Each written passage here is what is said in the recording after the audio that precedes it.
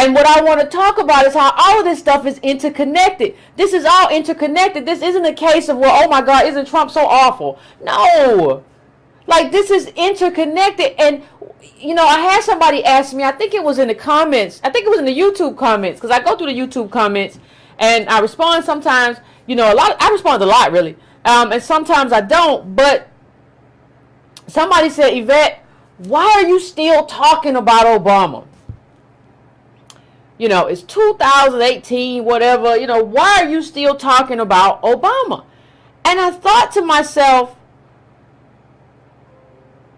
you know, I really have kind of underestimated the need for some type of political education. You know, even though I'm doing this, like, there's a person on my page that doesn't understand a president is not an individual. You're talking to me like President Obama is somebody's boyfriend or girlfriend. And it's like, why you still talking about him? Or why you still talking about her? You done moved on. You got a new boo. Why you still talking about them for? You got to get over them. And if you over them, you don't still talk about them.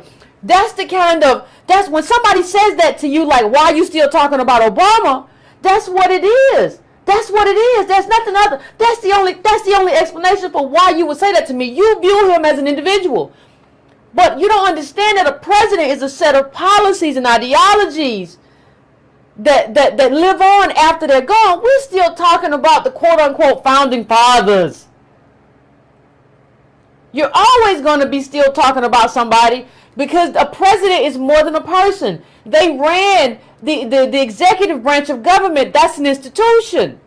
That person is in the annals of history, not because of who they are, but because of what they supported, and maybe if they did enough, the kind of legacy that they had.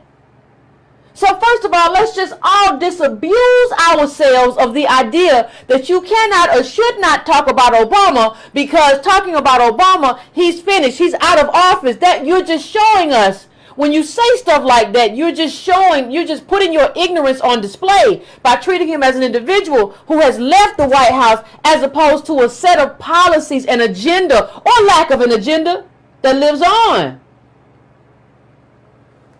You have to understand how many times Barack Obama talked about Ronald Reagan. Every time Barack Obama brought, and that should have been a clue to us. Why does this man who says he's going to be transformational seems to be so caught up in Reagan? But you have to understand. What you have to understand is that nobody said, why you got to keep bringing up Reagan? Reagan was 1980 to 88. Why you keep bringing him up? We in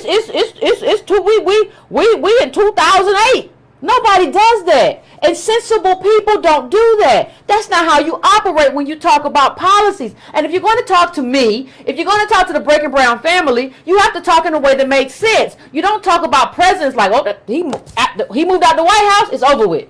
We're still dealing with the Clintons and mass incarceration. We're still dealing with Reagan and all the beginning of the welfare. We're still dealing with Nixon and the drug war and him, him devising a plan, for black business to take the place of government. We're still dealing with all of this. So we still talk about all of this. That's what's supposed to happen. So I just want to get that out of the way. And I want to, so that there will always be some nincompoop who will still come and be like, I don't understand.